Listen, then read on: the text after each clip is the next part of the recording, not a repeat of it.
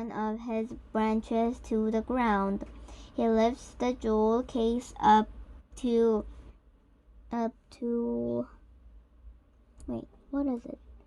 Mr.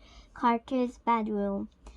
Blair shuts the window and tall boy bends over to cover the thieves with thorny branches. We've got them, Virginia announces. All the plants begin to shout and cheer. Chapter 7. The police arrive just then. A police officer walks by the house on his nightly rounds. A strong vine reaches out and trips the officer. The vine quickly pulls itself back into the garden. What happened? The police officer asks, but by now the vine is completely hidden. Across the garden, in bold letters, the flowers have spelled out help. The police officer shines his flashlight on the lawn. Next to the fallen ladder, he sees two strangers. What happened to you gentlemen? The officer asks politely. We came to trim the vines, the two men say, but they went white and wrapped around our feet. The police officer is suspicious. Do you usually trim vines late at night? He asks. Yes, we are a night crew for Mr. Carter. Of course, the thieves are lying. You don't have any garden tools, the police officer says. And what are those masks for? In all excitement, the two thieves are still wearing their masks. Well, says the short thief, we wore them to protect ourselves from the vines. And from the thorns, added the tall thief. He shows the officer his injured hand. Okay, says the policeman.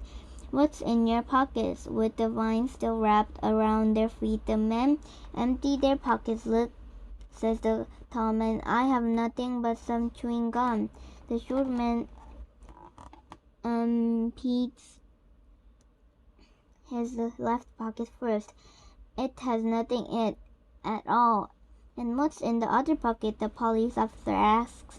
What have we here? He asks. A sapphire ring, a ruby pin, and some gold chains.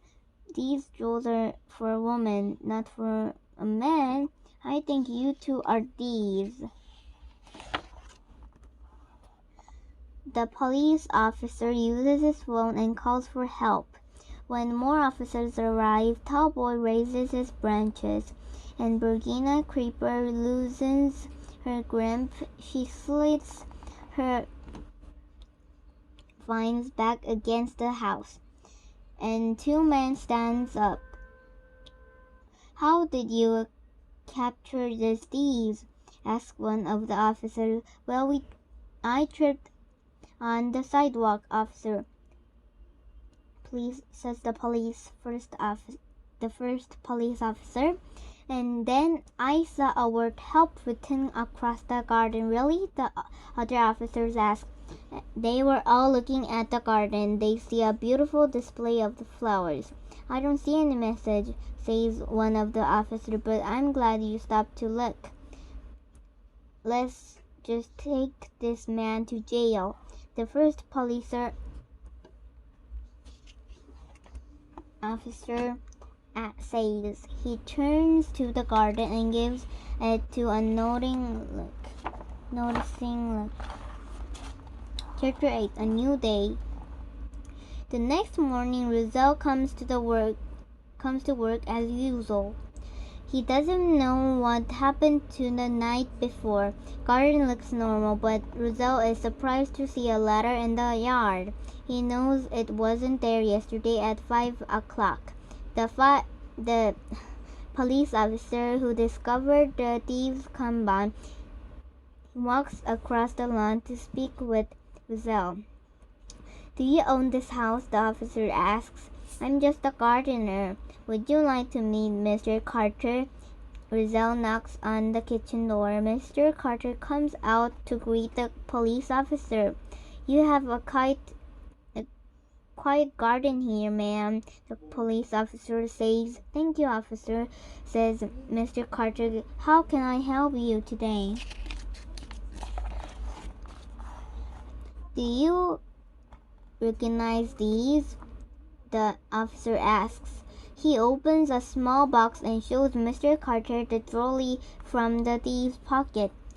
Mr. Carter gasps. All of those is mine, she says. I wore that sapphire ring just the other evening. How did you get them? As I said, you have a quiet garden here, says the officer. I came by last night and I saw a message written across the garden. A message, says Mr. Carter. Just yesterday we thought, what did the message say? Whatever I saw, the police officer says.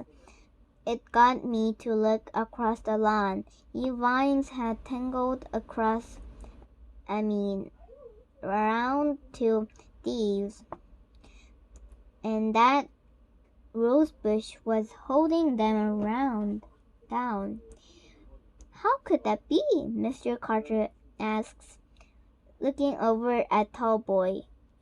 All the branches are against the house. Nothing is out of place.